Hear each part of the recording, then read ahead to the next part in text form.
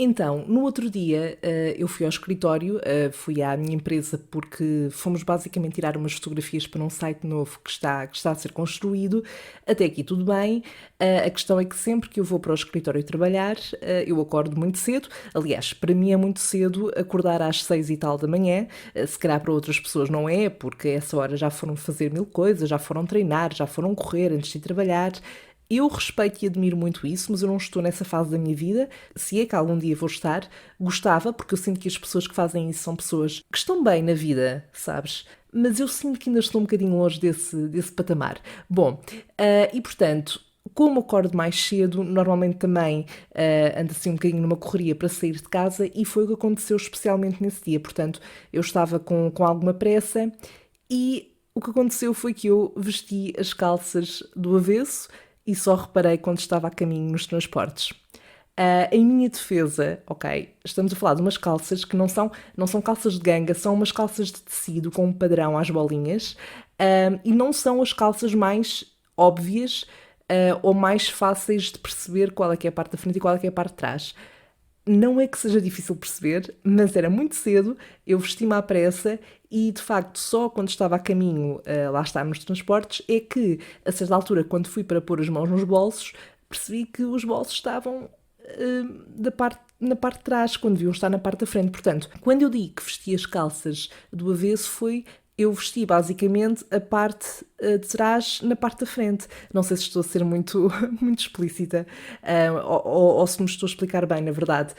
Mas pronto, o pior ainda foi que eu, quando cheguei ao escritório, a primeira coisa que fiz, naturalmente, foi ir à casa de banho para vestir as calças corretamente. E eu não sei como, eu não sei explicar o que é que aconteceu, mas eu voltei a vestir as calças mal. Eu consegui fazer isso de alguma forma. A minha sorte é que ainda não estava ninguém no escritório, estava só eu e uma colega que eu tinha encontrado nos transportes, portanto não tive que passar por essa humilhação, só mesmo à frente dela, mas foi tranquilo. E pronto, se isto foi o início de um dia que foi muito caótico. E há, sem dúvida. Been waiting and shine. Been waiting, waiting so long. Alô, Sherry! Eu quero começar só por deixar aqui nota de que é muito provável que notes que a minha voz está meio anasalada e isso é porque eu estou um bocadinho constipada, mas eu não queria deixar de gravar, portanto é o que temos. Espero que não seja muito incomodativo, nem muito insuportável ouvir a minha voz desta forma ao longo dos próximos minutos, mas à parte disso, cá estamos nós para mais uma conversita de café, potencialmente constrangedora, como só assim poderia ser. E, por falar nisso, eu quero só deixar aqui uma questão, que é a seguinte: diz-me, por favor, que eu não sou a única a ser socialmente constrangedora.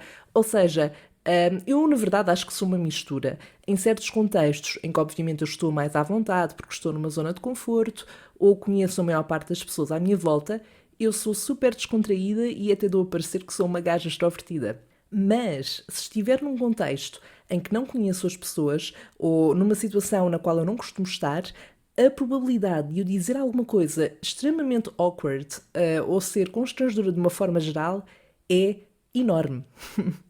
E mesmo quando eu me tento adaptar a esses contextos e ser engraçadinha, que é uma cartada que eu jogo muitas vezes, o que acontece é que muitas pessoas não percebem o meu humor ou não têm a minha vibe, não é? E pronto, e é só estranho e desconfortável. Bom, mas à parte desta reflexão, hoje, como já deves ter percebido, vamos falar do amor, dos primeiros namoricos, dos primeiros dates, aquele flertezinho ao início e, claro, como não podia deixar de ser, toda a parte constrangedora envolvida nisto.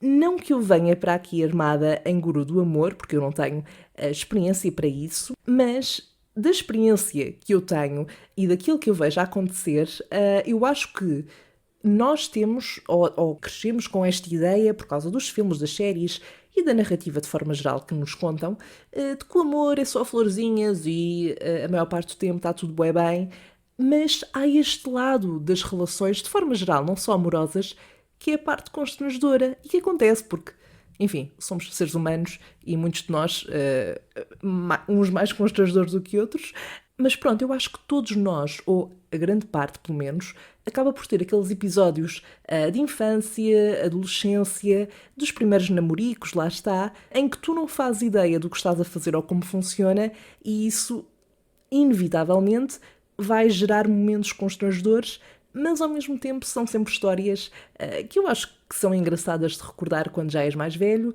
e mesmo que seja um bocadinho cringe, tens sempre a desculpa de ok, isto foi na minha infância, portanto está tudo bem. O pior é quando há momentos constrangedores quando já és adulto, jovem adulto, whatever.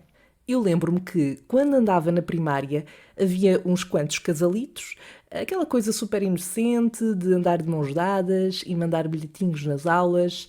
Eu não tive propriamente um namorado na primária, mas tenho uma história engraçada dessa altura. Eu não sei, na verdade, como é que me lembro disto, mas é daquelas coisas que ficam na nossa memória e, apesar de não ter presente muitos detalhes, eu lembro-me desta cena muito específica em que íamos num autocarro, numa visita, não era uma visita de estudo, mas era numa viagem qualquer, numa atividade da primária, e eu ia ao lado de um menino da minha turma. E ele tinha uma flor na mão e disse: se calhar bem me quer, és minha namorada, e se calhar não me quer, não és. E eu disse, ok. Portanto, até aqui tudo muito simples, tudo muito direto ao assunto. Claro que se isto acontecesse hoje em dia era um bocadinho abusivo, não é? Portanto, malta, não vamos integrar isto nas nossas relações atuais, ok? Pronto, mas com isto, o que é que acontece? Calha então o bem me quer e ele diz que somos namorados, uma condição que eu aceito perfeitamente, e este acabou por ser, muito provavelmente, o namoro mais curto da história. Porquê? Porque passado umas horas, ou acho mesmo que na viagem de regresso, o menino vira-se para mim e diz: olha, já não somos namorados, está bem? Ao que eu respondo: está bem.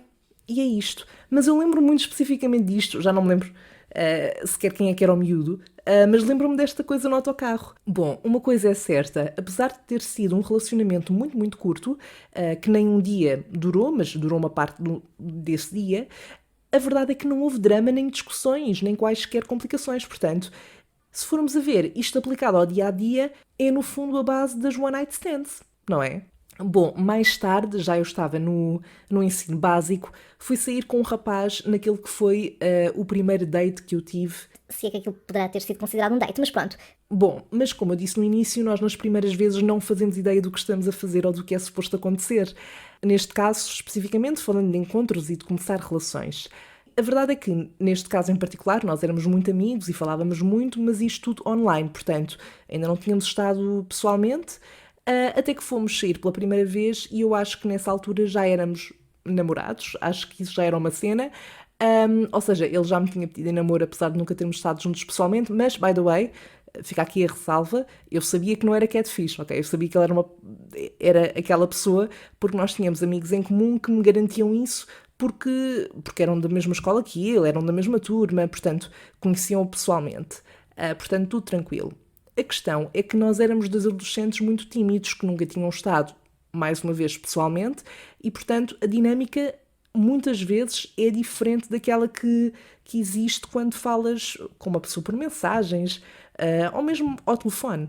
O pior é que no caso deste primeiro date, onde é que isto se passou? Passou-se no cinema, que é só o pior sítio para se combinar um primeiro encontro, porque tu não falas no cinema, está tudo às escuras, tu não vês a cara da pessoa, e eu lembro-me de estar super constrangida e um bocado nervosa, eu não sabia o que fazer. Eu acho que o rapaz, coitadito, ainda se tentou aproximar, mas eu fugi um pouco.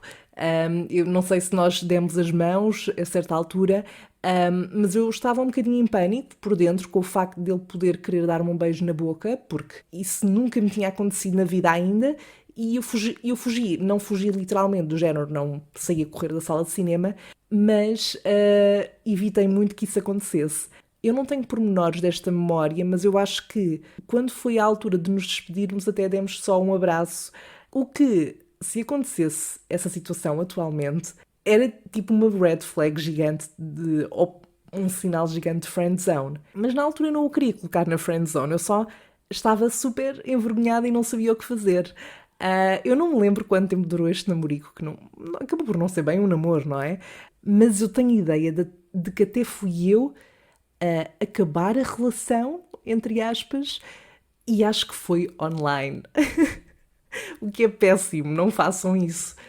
Mas eu era adolescente, era pré-adolescente até, portanto tenho desculpa. Bom, para aí no 8º ano eu tive um outro namorado que durou 2 semanas.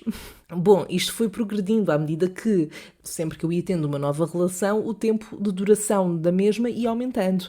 Não, estou a brincar, na verdade não foi assim, mas no caso deste namoro, entre aspas, durou mesmo umas 2 ou 3 semanas. E também foi muito à base de trocas de bilhetes nas aulas e andarmos pelos intervalos da escola de mão dada.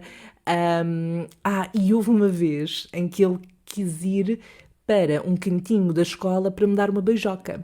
Mas, Cherry, again, eu fui, mas estava tão naquela de eu não sei como é que isto se faz, que eu preferia andar só de mãos dadas na escola e pronto.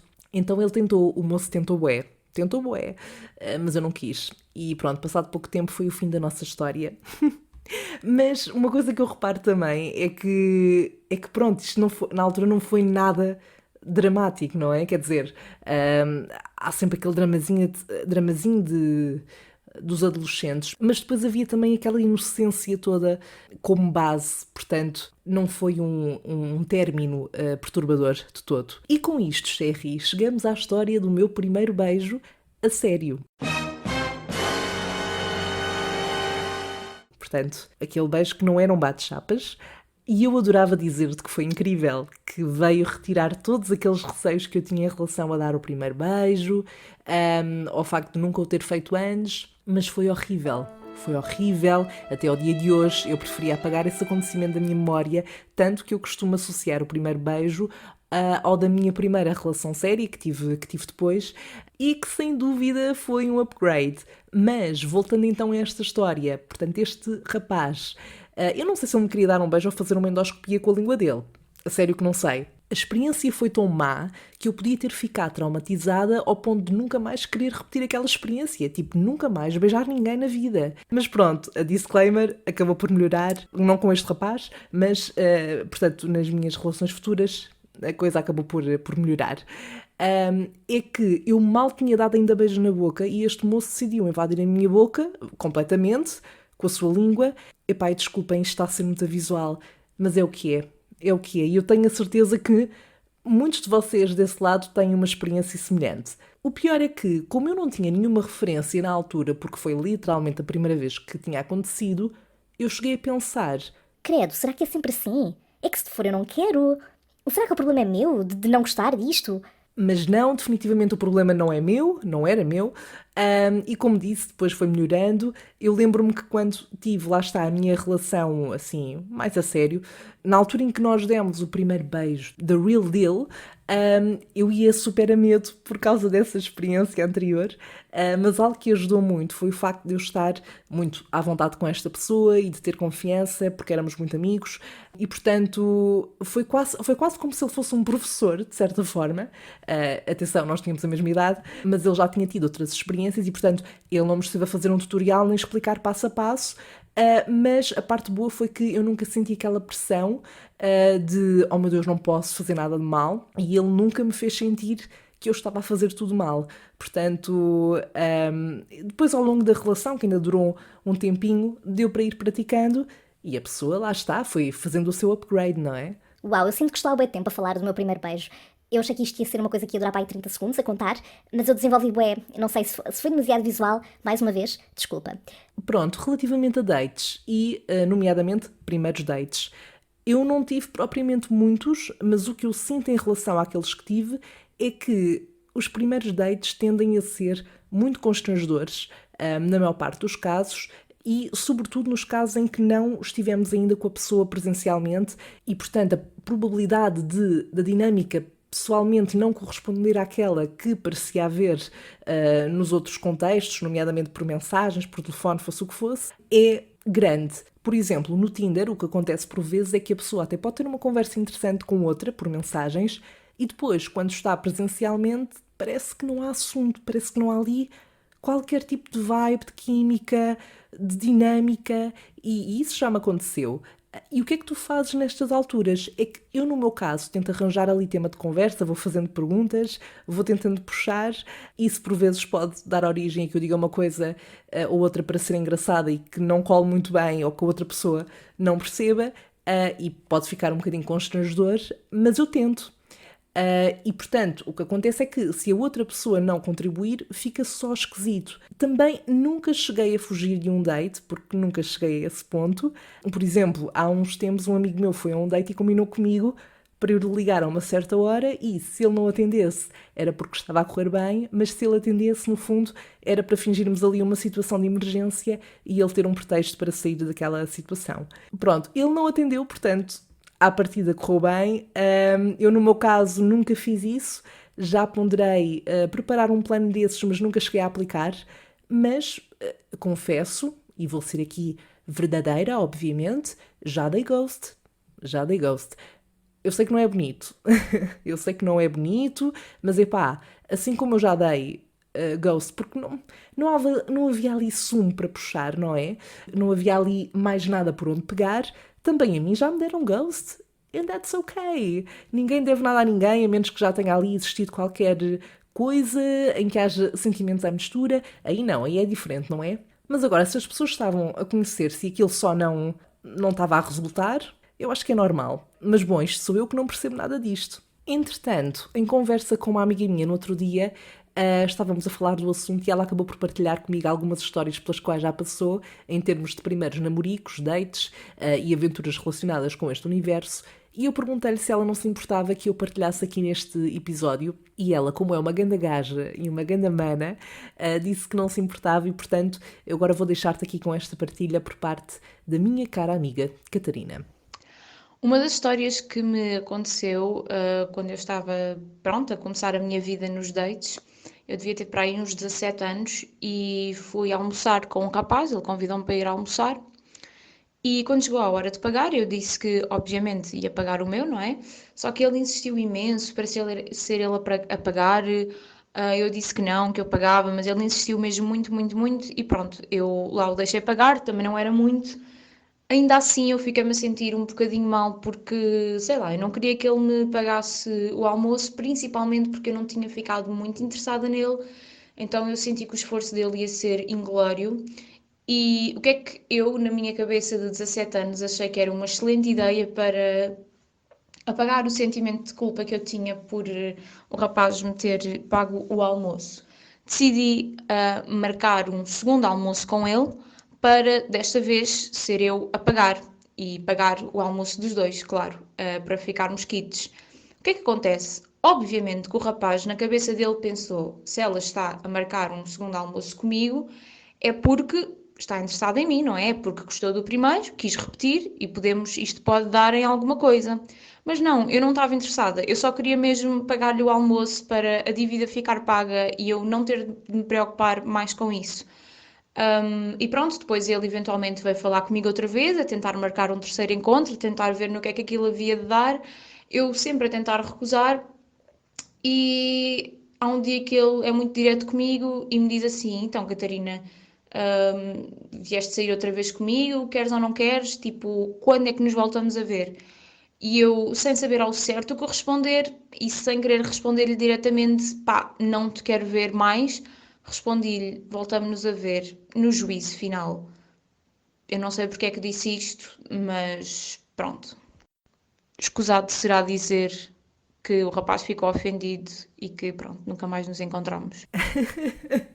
Bom, em relação a esta história, eu acho que, mesmo que não com esse propósito, se calhar, mas acabaste por ter aí um bom gancho para pronto, cortar aí uma coisa que não tinha pernas para avançar e pronto, foi pena o moço ter ficado ofendido, mas eu gostei do vemo-nos no juízo final. Gostei disso. Provavelmente será uma deixa que poderei vir a aplicar se estiver numa situação semelhante.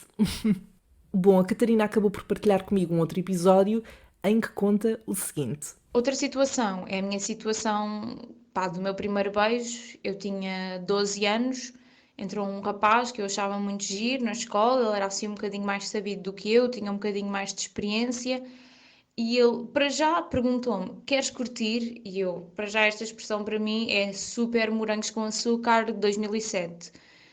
E vamos ter noção de que eu o pus a pensar. Portanto, eu fiquei uns dias a pensar se queria ou não curtir com ele, porque isto tinha uma pergunta e exigia uma resposta do meu lado. Não era uma coisa natural, era tipo inquérito das finanças: quer curtir? E depois eu tinha de pôr a opção A ou B. Não havia um papel, mas pronto. E eu, pronto, depois acabei de dizer, por dizer que sim, e ele, pá, um dia estávamos na escola e ele agarrou-me à frente de pais, professores, pessoas, bem, aquilo era um momento inusitado e espetou-me um beijo na boca. Aquilo foi super constrangedor, ficou um fio de baba entre nós os dois. Só para não falar que, pá, eu não conhecia o conceito de linguado nessa altura, eu acho que ele também não. Então, só depois de estar com outros rapazes, portanto, só com esse rapaz nós nunca descobrimos isso, se calhar ele descobriu entretanto, não sei, mas os nossos beijos eram sempre, portanto, as nossas línguas, não era aquela coisa do toca, afasta, hã? Não, era máquina de lavar, portanto, as nossas línguas, nós espetávamos as línguas e aquilo rodava uma na outra como se estivéssemos numa máquina de lavar. Na altura eu não achei aquilo muito fixe, só que eu também não sabia bem o que é que era suposto eu fazer. Então o meu primeiro beijo, ou melhor, os meus primeiros beijos, vários com esse rapaz, foram todos péssimos, máquinas de lavar com fios de baba e outras coisas que tais pronto, que implica quando damos um beijo de máquina de lavar.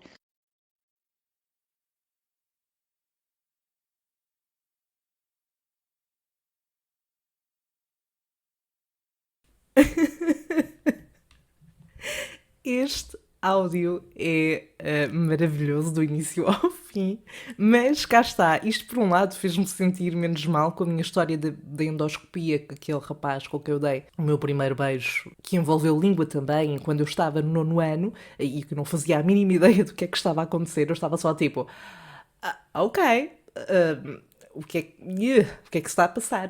Portanto, ouvir isto fez-me sentir menos sozinha. Lamento que tenhas passado por isso várias vezes, mas lá está, é isso mesmo que eu estava a dizer. Como nós não sabemos nas primeiras vezes o que é suposto ser, quase que acreditamos que pronto, deve ser isto, se calhar não passa disto, não vai melhorar, mas pronto, eventualmente melhora. E claro, eu morri logo no início com a par do queres curtir. E sem dúvida que é muito Morangos com Açúcar 2007. Fui uma vez também sair com um rapaz, desta vez eu já era um bocadinho mais velho, eu já estava na faculdade, não sei ao certo que idade é que eu tinha, devia ter uns 19, 20 anos. Nós conhecemos no Tinder e fomos sair, foi o primeiro encontro do Tinder que eu tive na minha vida. Pronto, o rapaz parecia-me bastante interessante pelas conversas, mas o que é certo é que ele depois não era nada interessante, a conversa estava a ser terrível, não estávamos a desenvolver conversa, eu fazia perguntas, mas ele não fazia perguntas, aquilo não estava a chipar, e entretanto, alguém me ligou e ele disse: epá, olha, eu tenho de ir.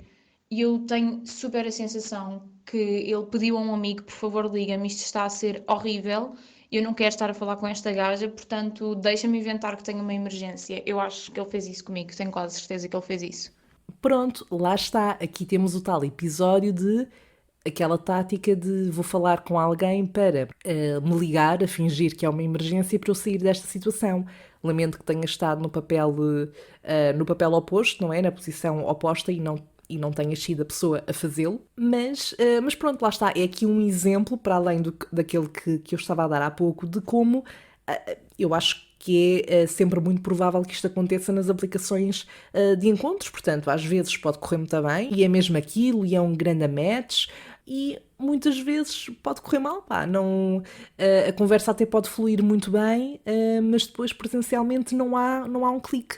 E portanto, se estás a ouvir isto e achas que os teus dates no Tinder, ou seja como for, nunca correm bem e podes estar a questionar se o problema é teu, não é. Isto, as pessoas ou chipa ou não chipa. E muitas vezes pronto, não há o clique. Bom, Sherry, e antes de mais, Catarina, minha querida, muito obrigada pela tua partilha e pelo teu contributo aqui para este episódio e para o podcast. Sherry, quanto a nós, é tudo por agora. Nós voltamos a encontrar-nos no próximo episódio para mais uma conversa de café. Até lá, partilha comigo as tuas reflexões e experiências no mundo do dating, dos namoricos, das primeiras paixonetas, o bom e o menos bom, porque lá está, todos sabemos que existem sempre esses dois lados, não é? Podes fazê-lo através das redes sociais, Salve Seja Podcast no Instagram e Facebook, e envia também por lá os teus dilemas para a rubrica O que é que a Sandra faria?